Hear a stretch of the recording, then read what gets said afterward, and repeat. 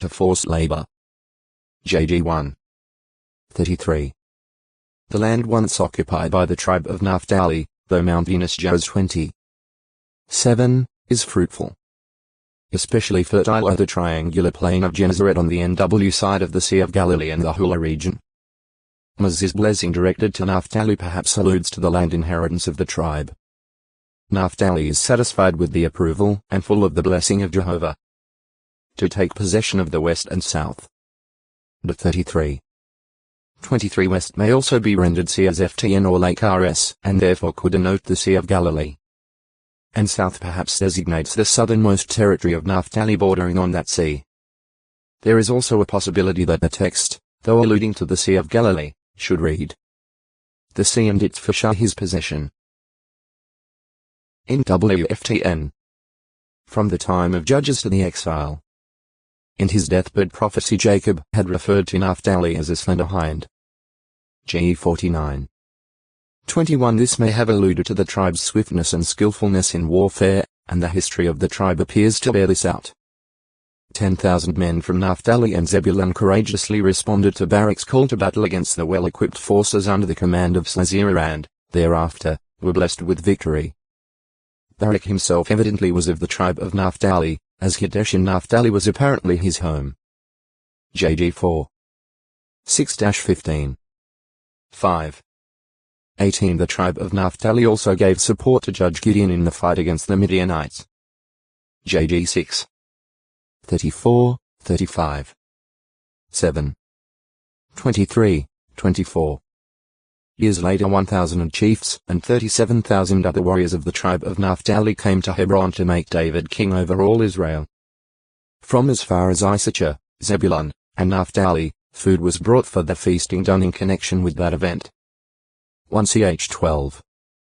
23, 34, 38-40 Under the leadership of King David, the tribe of Naphtali appears to have had a notable part in subduing the enemies of Israel. PS 68. Sup. 1, 27.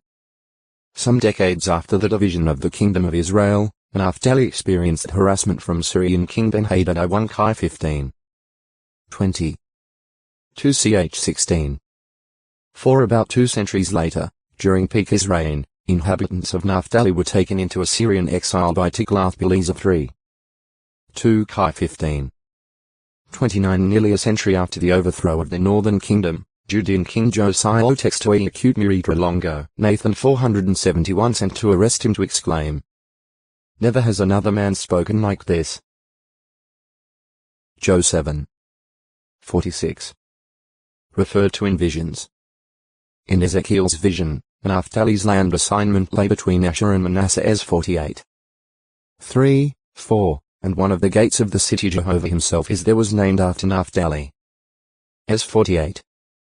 34, 35 Also in vision, the Apostle John heard that 12,000 had been sealed out of the spiritual tribe of Naphtali. Re 7. 4, 6. Naphtahim Naphmiddle.Shuhim.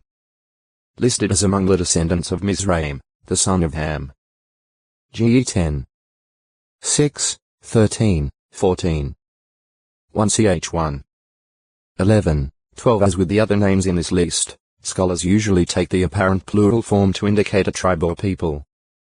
Assuming the name to derive from some geographic relationship, scholars often associate Naphtahim with an Egyptian phrase meaning those of the Delta, and on this basis the Naphtahim are included among the inhabitants of lower northern Egypt. The correctness of these views is not as yet conclusive. Narcissus Namidal.Cissus. Head of a household in Rome. When Paul wrote his letter to the Romans, he requested that his greetings be given to those from the household of Narcissus who are in the Lord. Row 16. 11. Nard. The precious perfumed oil that Mary, the sister of Lazarus, applied to Jesus' head and feet. By reason of its costliness, Nargia. Nadashtus was often subjected to adulteration and even counterfeiting. It may be noteworthy, therefore, that both Mark and John use the expression genuine nard. Mr. 14. 3. Jo 12. 3 Valuable ointment sealed in a small alabaster container anciently served as a good investment. Jo 12. 5. See Spikenard. Nathan than God has given. 1. A descendant of Judah, the son of Athiah and father of Zabad. Nathan's grandfather was an Egyptian servant named Jara. 1 Ch 2. 3, 34-36. 2. A prophet of Jehovah during David's reign, possibly of the tribe of Levi. When the king revealed to Nathan his desire to build a temple for Jehovah's worship, the prophet replied, "Everything that is in your heart, go, do." 2 7. 1-3. 1 Ch 17. 1, 2 However, that night Jehovah informed Nathan that instead of David's building a temple, Jehovah would build for David a lasting house, and that later on David's descendant would build the house of Jehovah. Thus through Nathan, Jehovah announced to David a covenant for a kingdom to time indefinite in David's line. 2 7. 4-17.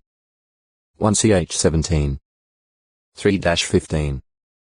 Nathan was later sent by Jehovah to point out both the magnitude of David's sin against Uriah the Hittite respecting Bathsheba and the divine penalty imposed because of it. This he did tactfully but forcefully, using an illustration.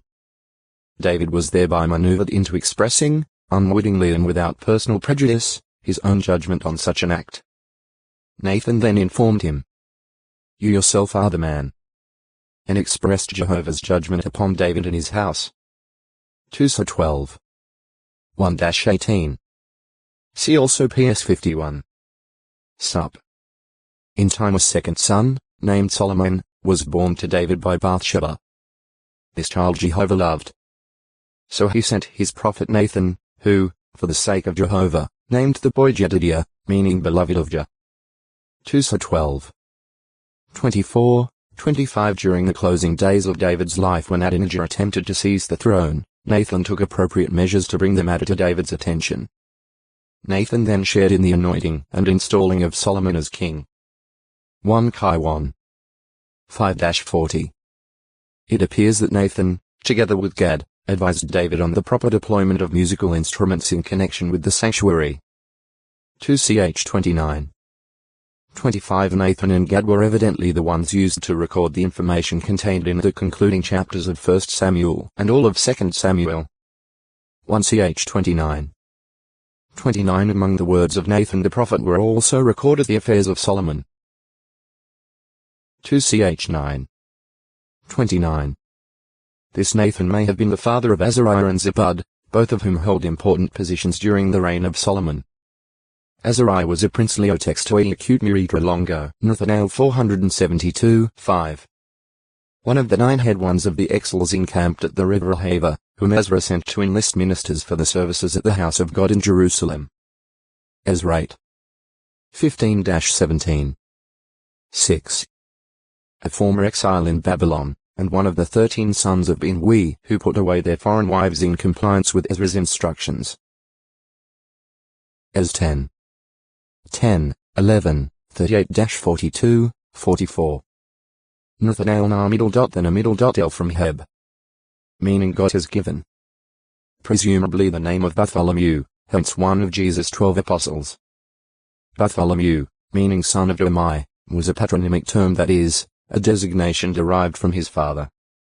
The apostle John uses his given name Nathanael, whereas Matthew, Mark, and Luke call him Bartholomew. When doing so they associate Philip and Bartholomew together, in the same way that John links Philip with Nathanael. Mount 10.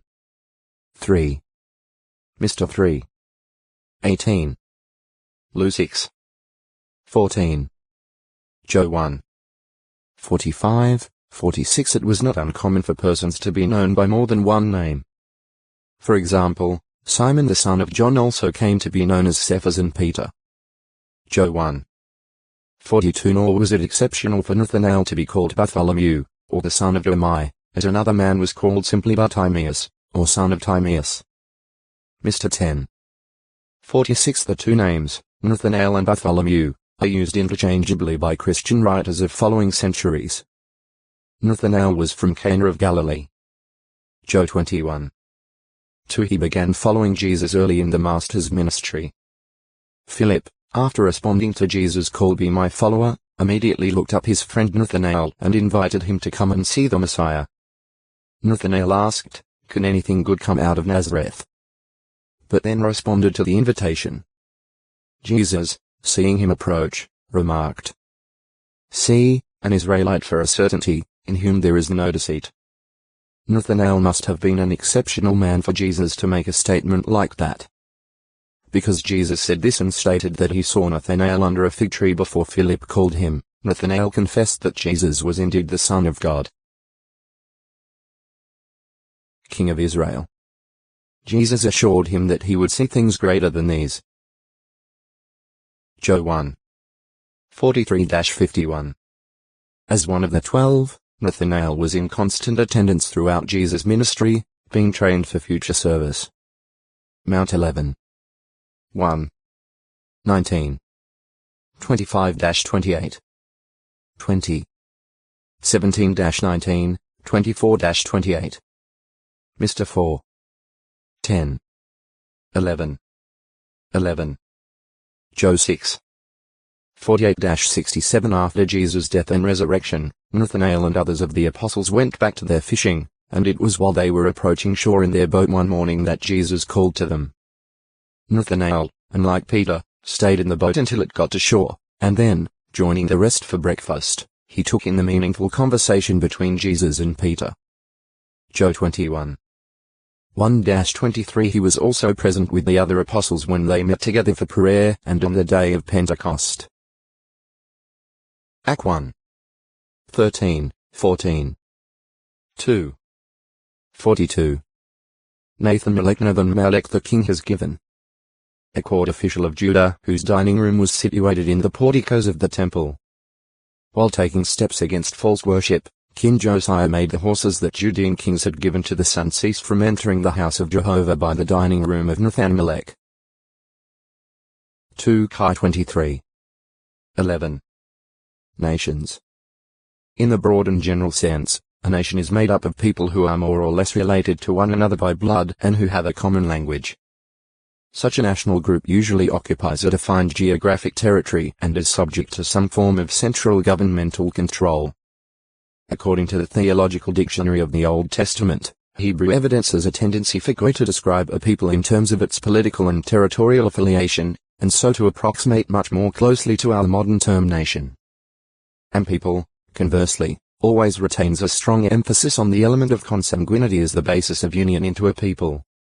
Edited by G. J. Butterwick and H. Ringgren, Volume 2, 1975, p. 427. The Greek terms ethnos nation and lamidal.os people are used similarly. In O textoi acute miritra longo, nations 473 in Genesis, chapter 10, therefore might be termed the oldest tabulation of nations, 70 in number. 14 were Japhetic, 30 Hamitic, and 26 Shemitic in origin. GE 10. 1-8, 13-32. 1ch1. 4-25. For more information regarding these national groups, see Chart, Volume 1, p. 329, as well as articles on each of the 70 descendants of Noah. Many changes, of course, came with the passing of time. Some nations were absorbed by their neighbors or disappeared altogether, because of weakness, disease, or war. Others came into existence through new migrations and population increases. The spirit of nationalism at times became very strong among certain groups, and this, coupled with great military exploits, gave ambitious men the necessary thrust to build world empires at the expense of weaker nations. A father of nations. God told Abram to leave Ur and move to a land he would show him, for as he said, I shall make a great nation out of you. GE 12. 1-4 later, God enlarged on his promise, saying, you will certainly become a father of a crowd of nations. And I will make you very, very fruitful and will make you become nations, and kings will come out of you. GE 17. 1-6 This promise was fulfilled. Abraham's son Ishmael fathered 12 chieftains according to their clans. GE 25. 13-16. 17. 20. 21. 13, 18, and through the 6 sons of Keturah, Other nations traced their ancestry back to Abraham. GE 25. 1-4. 1ch1. 28-33. Row 4. 16-18. From Abraham's son Isaac sprang the Israelites and Edomites. GE 25. 21-26. In a much larger, spiritual sense, Abraham became a father of many nations, for persons of many national groups, including those of the Christian congregation in Rome, by reason of their faith and obedience could call Abraham their father, the father of all those having faith. Row 4. 11, 16-18. See Israel No. 2. How God views the nations. As the Creator and universal sovereign, God is within his absolute rights in setting the nation's territorial boundaries if he chooses to do so, as he did with Ammon, Edom, and Israel. The 2. 17-22. 32. 8. 2ch20. 6, 7. Acts 17. 26. The Most High and Lofty One over all the earth is not to be compared in greatness with nations of mankind. Ch 10. 6, 7. Actually the nations are as but a drop from the bucket in his sight. Issa 40. 15, 17. So when such nations rage and mutter against Jehovah, as when they put Jesus to death on a torture stake, he only laughs at them in derision and confounds and destroys their presumptuous counsel against him. PS2. 1, 2, 4, 5. 33. 10. 59. 8. Darfur.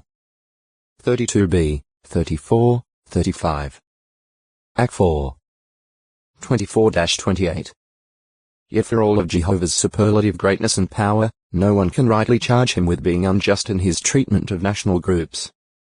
It makes no difference whether God is dealing with a single man or a whole nation, he never compromises his righteous principles. Job 34. 29. If a nation is repentant, as were the people of Nineveh, he blesses them. John 3. 5-10. But if they turn to doing bad, even though in a covenant with him, he destroys them. Jer 18. 7-10. When an issue arises, Jehovah sends his prophets with a message of warning. Jer 1. 5, 10. Ez 2. 3. 33. 7. God is not partial toward any, great or small. 10. 17. 2ch 19. 7. Act 10. 34, 35. Therefore, when whole nations refuse to recognize and obey Jehovah, or they cast him out of their minds and hearts, Jehovah executes his judgments upon them. PS 79. 6. 110. 6. 149. 7-9. He devotes them to destruction and turns them back to Sheol. PS 9. 17. Issa 34. 1, 2. Ch 10. 25. In descriptive language, God says that the wicked nations will be turned over to his Son, the one called faithful and true. The Word of God, to be dashed to pieces. PS2. 7-9. Re 19. 11-15. Compare it 12. 5. The new nation of spiritual Israel. For centuries Jehovah God dealt exclusively with natural Israel, time and again sending his prophets to the nation so that the people might turn from their otex to a acute miritra longo. Nature 474. The day of Pentecost in the year 33 CE it became evident that God was dealing with a new spiritual nation. Act 1. 4, 5, 15. 2. 1-4. Compare F1. 13, 14. Later, beginning in the year 36 CE, membership in the new nation was extended to uncircumcised Gentiles, who likewise received God's Spirit. Act 10. 24-48. F2. 11-20. Regarding the preaching of the good news to all nations, see Good News. Gog and Magog. The Bible Book of Revelation 20. 7, 8 states that, After Christ's 1,000-year reign, Satan will go out to mislead those nations in the four corners of the earth, Gog and Magog. Evidently such nations are the product of rebellion against Christ's administration. See Gog No. 3. Nature. The basic makeup or constitution of something. It can refer to what a person is by birth, also to hereditary qualities along with general practice. At times it refers to the physical urges of an organism. Translators generally render the Greek words physis and phi-c-cos the adjective form as nature and natural, respectively. Men and animals. That there is a nature belonging to man different from that of wild beasts, and that even wild beasts are not all of the same nature, is shown by the statement at James 3. 7. For every species gr. Physis, nature of wild beast as well as bird and creeping thing and sea creature is to be tamed and has been tamed by humankind physati and _pine, nature belonging to the man. This difference in nature reveals the variety in God's creation and is maintained because of the divine law that each produces according to its own kind. G 1. 20-28. Compare 1 Co 15. 39. Divine nature. Also, there is a different nature belonging to those in heaven, spirit creatures of God. The Apostle Peter speaks to his fellow Christians, spiritual brothers of Jesus Christ, of the precious and very grand promises, that through these you may become sharers in divine nature os. 2 P 1. For that this is a sharing with Christ in his glorious spirit persons, Peter shows in his first letter. God gave us a new birth general having generated us again to a living hope through the resurrection of Jesus Christ from the dead, to an incorruptible and undefiled and unfading inheritance. It is reserved in the heavens for you. 1 P 1. 3. For divine nature requires a change in nature through death and resurrection, as made plain by the Apostle Paul at 1 Corinthians chapter 15. He explains that the Christian must die and must be resurrected in a different body, a spiritual one, which requires a change. 1 Co 15. 36, 38, 44, 49, 51. Inherent nature. Paul speaks of his fellow countrymen the Jews, calling them Jews by nature, that is, born of Jewish parents, of the children of Israel, or Jacob. G 2. 15. Compare 2. 27. In the illustration of the olive tree, he calls the fleshly Jews the natural committal.sin, according to nature branches of the garden olive. He tells the Gentile Christians, for if you were cut out of the olive tree that is wild by nature and were grafted contrary to nature into the garden olive tree, how much rather will these who are natural be grafted into their own olive tree? Row 11. 21-24 The wild olive tree is unfruitful or produces very inferior fruit, but it is common practice in Mediterranean countries to graft branches of cultivated olive trees into the wild olive tree to produce good fruit. However, Paul referred to the less common practice of grafting a wild olive branch into a cultivated tree. He calls this latter grafting contrary to nature and uses it as an example to emphasize God's undeserved kindness to Gentiles in bringing them in to replace natural branches. The Jews had been cultivated by Jehovah for centuries, but the Gentiles had been wild, not having the true religion, not bringing forth fruitage to God. But now they could be made to bring forth fino textoi acute miritra longo, Naziran 475 that do not have law do by nature the things of the Lord. These people, although not having law, are law to themselves. They are the very ones who demonstrate the matter of the law to be written in their hearts, while their conscience is bearing witness with them and, between their own thoughts, they are being accused or even excused. Row 2. 14, 15. In discussing the matter of headship with the Corinthian congregation, Paul called attention to the rule that a woman should wear a head covering when praying or prophesying before the congregation, as a sign of subjection.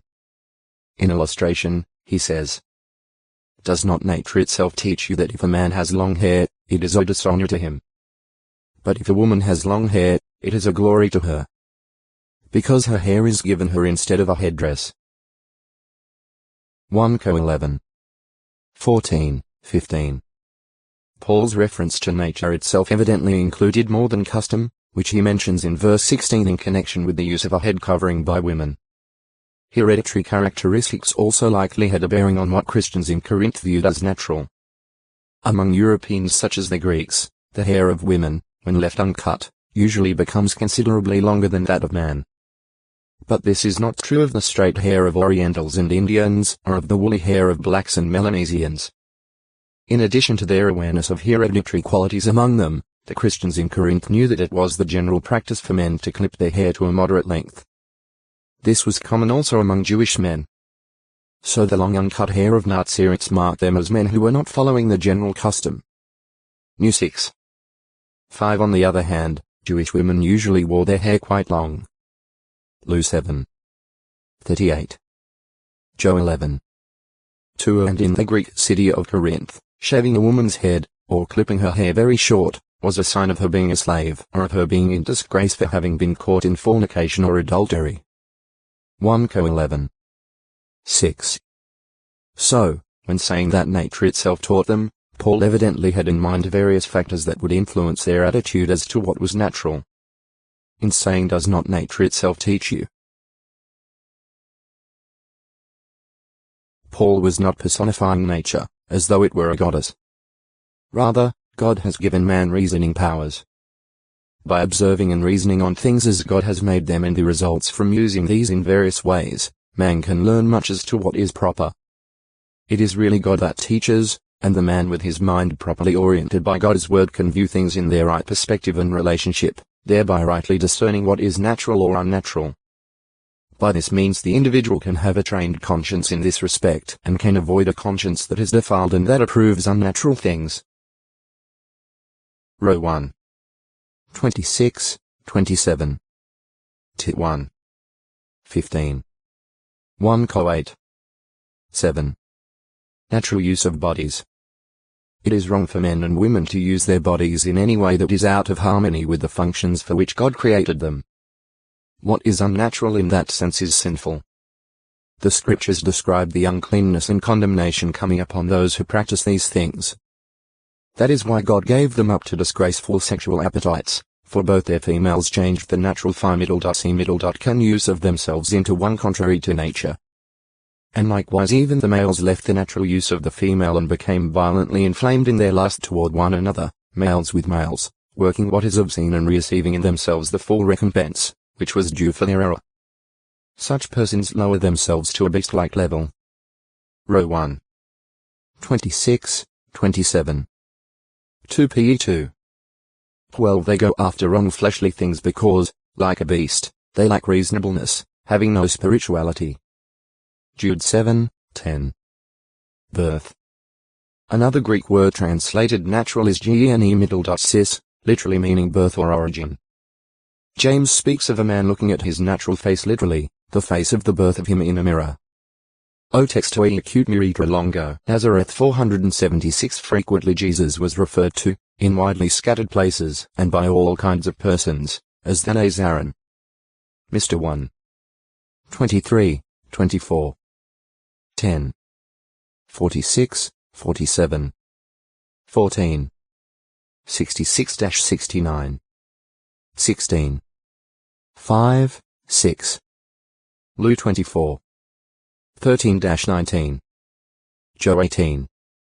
1-7 Jesus himself accepted and used the name. Joe 18. 5-8. Act 22. 6-8 On the sign that Pilate had placed on the torture stake he wrote in Hebrew, Latin, and Greek. Jesus the Nazarean, the King of the Jews. Joe 19. 19, 20 From Pentecost 33 CE forward, the apostles as well as others often spoke of Jesus Christ as the Nazarean or as being from Nazareth. Act 2. 22. 3. 6. 4. 10. 6. 14. 10. 38. 26. 9. Prophetic. Matthew pointed out that the name Nazarean was prophetically foretold as another sign identifying Jesus Christ as the promised Messiah. He called this to the attention of his readers when he told how Joseph brought Mary and her child back from Egypt following Herod's death. Moreover, Matthew wrote, being given divine warning in a dream, he Joseph withdrew into the territory of Galilee, and came and dwelled in a city named Nazareth, that there might be fulfilled what was spoken through the prophets. He will be called a Nazarene. Mount 2. 19-23. Nazareth is not mentioned in the Hebrew scriptures. Some suppose Matthew had reference to some lost prophetic book or some unwritten tradition, but his expression, spoken through the prophets, is used by writers of the Christian Greek scriptures only in reference to the same canonical collection of the Hebrew scriptures we have today. The key to understanding, apparently, lies in equating Nazarene with Enitza, mentioned above as meaning sprout. With this in mind, it is evident that Matthew was referring to what Isaiah 11:1 had said concerning Messiah. There must go forth a twig out of the stump of Jesse, and out of his roots a sprout where Enitza will be fruitful. Another Hebrew word, Simark, also means sprout and was used by other prophets when referring to the Messiah. Matthew used the plural, saying that prophets had mentioned this coming sprout. For example, Jeremiah wrote about the righteous sprout as an offshoot of David. J 23. 5. 33.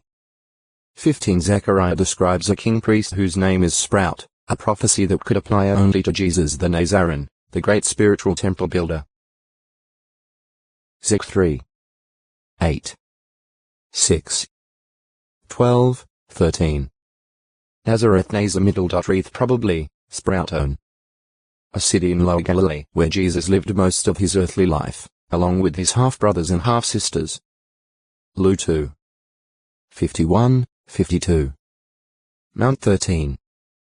54-56. Both Joseph and Mary were residents of Nazareth when Gabriel announced the approaching birth of Jesus. Lu 1. 26, 27. 2. 4, 39. Later, after their return from Egypt, they took up residence in Nazareth again. Mount 2. 19-23. Lu 2. 39. Location. Most scholars identify Nazareth with An-Nasir and Nazareth in Galilee. Pictures, Volume 2, p. 539. If this view is correct, Nazareth was situated in the low mountains just end of the valley of Jezreel and approximately halfway between the east tip of the Sea of Galilee and the Mediterranean coast. It was in a mountain basin with hills rising 120 to 150 meters, 400 to 500 feet above it. The area was well populated, with a number of cities and towns near Nazareth. Also, it is estimated that one could walk from Nazareth to Ptolemais on the Mediterranean coast in 7 hours, to Tiberias on the Sea of Galilee in 5 hours, and to Jerusalem in 3 days. On one occasion people of Nazareth sought to throw Jesus from the brow of the mountain upon which their city had been built. Lu 4. 29. That is not to say that Nazareth was on the very brow or edge, but that it was on a mountain having a brow from which they wanted to hurl Jesus. Some have identified it with a rocky cliff some 12 meters, 40 feet high located of the city. Prominence of Nazareth. It is difficult to say with certainty just how prominent Nazareth was in the 1st century. The most common view of commentators is that Nazareth was then textoi acute miritra longo Nazirat 477 court of the Sanhedrin. Nonetheless, whatever its size and prominence, Nazareth was convenient to important trade routes and main cities, and so its inhabitants would have had ready information about the social, religious, and political activities of the time. Compare Lu 4. 23. Attitude of the people. As Jesus grew up, he progressed in favor with God and men. Lu 2. 52. He and his half-brothers and half-sisters were known by the people of Nazareth, and it was his custom to attend the local synagogue each week. Mount 13. 55, 56. Lu 4. 16. When he was about 30 years of age, Jesus left Nazareth and was baptized by John. Mr. 1. 9. Lu 3. 23. Some months later, near the start of his Galilean ministry, Jesus returned to Nazareth and in the synagogue read aloud Isaiah 61. 1, 2, applying it to himself. The people manifested a lack of faith and attempted to kill him, but he went through the midst of them and continued on his way, taking up residence in Capernaum. Lu 4. 16-30. Mount 4. 13. Over a year later, Christ again visited Nazareth. Mount 13. 54-58. Mr. 6. 1-6. Though some have thought this to be the same occasion as in Luke 4. 16-30, the order of events in Matthew, Mark, and Luke indicates otherwise, as does the fact that Jesus' activities and the results were somewhat different. His fame may have grown by this time so that a somewhat more hospitable reception was granted him. Though many stumbled over the fact that he was a local man, there is no mention of the people's trying to kill him this time. He performed some powerful works, but not many, because of the people's lack of faith. Mount 13. 57, 58. Jesus then left and began his third circuit of Galilee. Mr. 6. 6. Nazirat Nazai middle. Right 1 singled out. Dedicated 1. Separated 1. There were two classes of Nazirites. Those who volunteered and those who were such by divine appointment. The regulations governing volunteer Nazirites are found in the Book of Numbers, chapter 6. Either men or women could take a special vow to Jehovah to live as Nazirites for a period of time. However, if a daughter's father or a wife's husband heard the vow and did not approve, he could cancel it. New 30. 1-8. There were three principal restrictions resting on those taking the Nazirat vow. 1. They were to drink no intoxicating beverage. Neither were they to eat any product of the grapevine, whether unripe, ripe, or dried, nor drink any of its juice, whether in the fresh, fermented, or vinegar state. 2. They were not to cut the hair of their heads. 3. They were not to touch a dead body, even that of the closest relative. Father, mother, brother, or sister. New 6. 1-7. Special vows. The person taking this special vow was to live as a Nazirit, that is, dedicated, separated to Jehovah, and not for the plaudits of men due to a showy display of fanatical asceticism. Rather, all the days of his Naziriteship he is holy to Jehovah. New 6. 2-8. Compare GE 49. 26, FTN. The requirements laid on Nazirites, therefore, had special significance and meaning in the worship of Jehovah. Like the high priest who, because of his holy office, was to touch no dead body, not even that of one of his closest relatives, so too the Nazirit. The high priest and the under-priests, because of the serious responsibility of their offices, were forbidden to drink wine or intoxicating liquor when performing their sacred duties before Jehovah. La 10. 8-11. 21. 10-11. Furthermore, the Nazirit Heb.